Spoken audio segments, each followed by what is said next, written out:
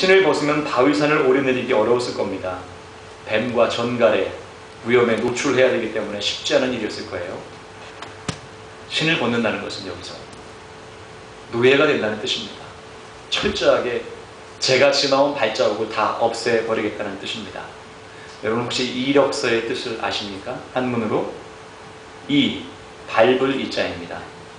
력자는 걸어올 력자입니다. 서는 글서자입니다. 풀어서 얘기하면 걸어오며 밟아온 내력, 역사를 쓴 것이 바로 이력서입니다. 그러니까 여러분이 걸어온 길, 신발에 묻은 것을 보면 어디가 갔다 왔는지 잘 알게 됩니다.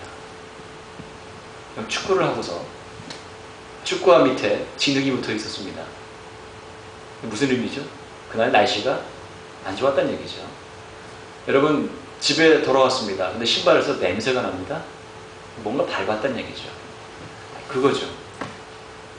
우리가 어떤 길을 걸어왔는가? 탄탄대로인가? 오물이 가득한 더러운 길인가? 눈 쌓인 길인가? 바로 그것을 기록한 것이 여러분의 이력서입니다.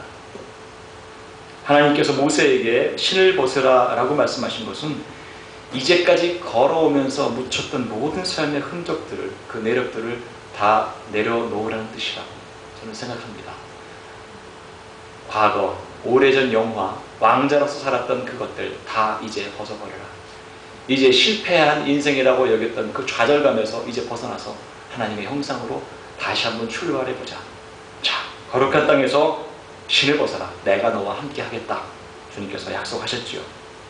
여러분, 남은 것이라고는 사실 모세에게 아무것도 없었습니다. 자기 몸 건사하기 위한 신발 하나, 이것마저도 없다면 정말 가다가 쓰러질지도 모릅니다.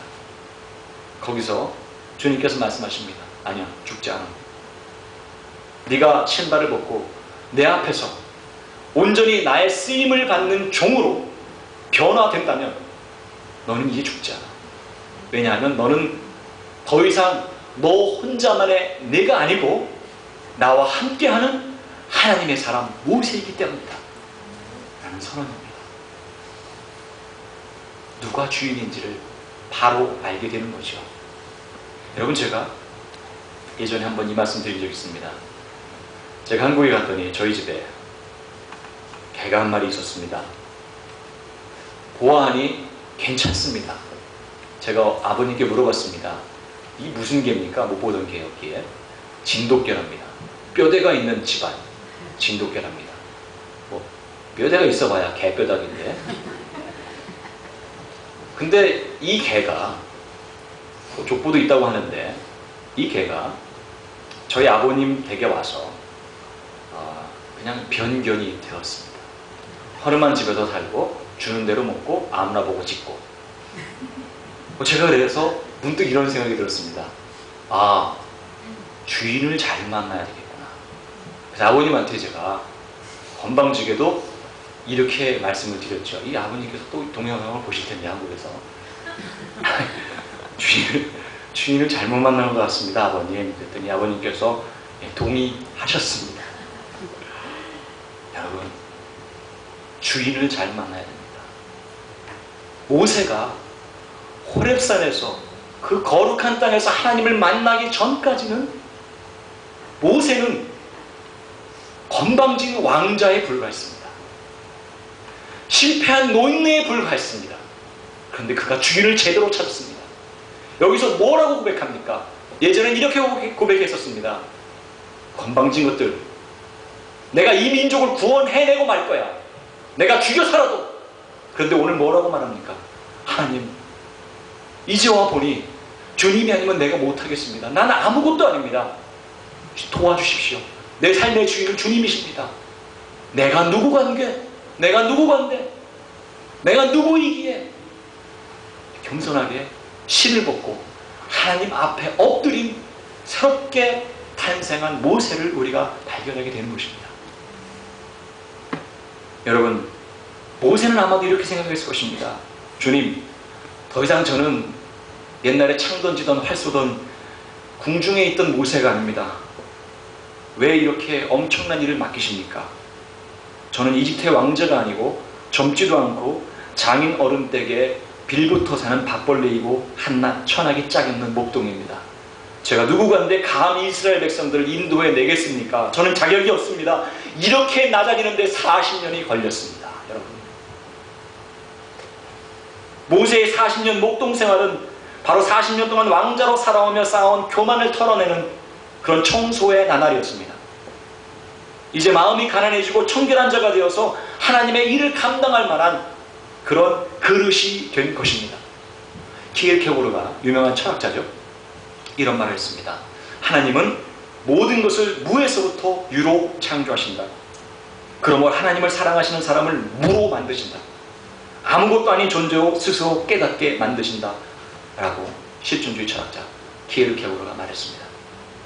여러분이 부족하다고 느끼신다면 오히려 하나님이 일하실 공간이 넉넉한 것입니다. 왜 제가 가는 길은 탄탄대로가 아니고 사막 같고 광야 같습니까?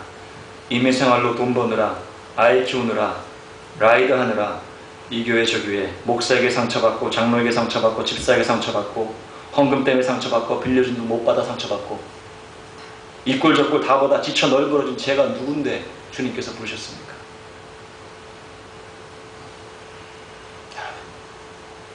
모세의 고백이 우리 고백 아닙니까? 제가 누구간데 주님 저를 이 교회에 보내주셔서 저 설교를 듣게 하십니까? 이력서를 내려놓으시고 신발을 벗고 오늘이라도 주님께서 나를 어떻게 사용하실 것인가 기대를 가지고 새 출발하십시다. 네. 여러분, 우리를 발견해야 됩니다. 우리가 누구인지를 알아야 새 출발할 수 있습니다. 우리가 털어내야 될 먼지와 흙덩이가 어디 있는지를 알아야 우리가 새 출발할 수 있습니다. 우리는 하나님의 형상입니다. 하나님의 형상이라고 했을 때 여러분들이 착각하는 것이 있습니다.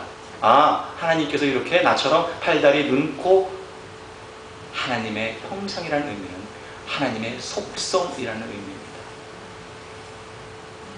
하나님의 성격, 하나님의 특성, 하나님의 사랑을 가지고 가는 존재라는 뜻입니다. 여러분, 오늘 제가 비디오 하나를 가져왔습니다. 동영상 하나를 가져왔습니다. 이 동영상은 닉 뷰지식이라는 이름이 희한합니다만 닉이라는 친구의 동영상입니다. 그는 원래 팔다리가 없이 태어났습니다. 지금은 복음 전도자입니다. 그가 고백합니다. 어릴 적에 나는 하나님의 형상으로 태어났다는 말에 대해서 이해를 하지 못했다. 그런데 이해를 하게 되었답니다.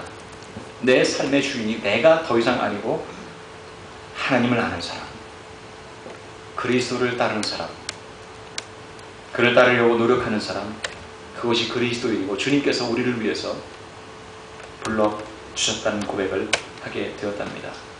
여러분, 우리가 누굽니까? 죄인이며 성자입니다. 어떻게 어떤 모습으로 사느냐에 따라서 완전히 실패자였던 모세가 용도자 모세가 되고 장애아가 자라나서 팔다리가 없는 아이가 자라나서 복음을 전하는 거인이 되는 기적을 우리가 목격합니다. 내가 누구인가 어떻게 살아야 하나 분명하게 보여주고 있습니다. 여러분, 내 모습 가운데 주님께서 사용할 부분이 어디인가 오늘 곰곰이 살펴보시기 바랍니다. 보시겠습니다.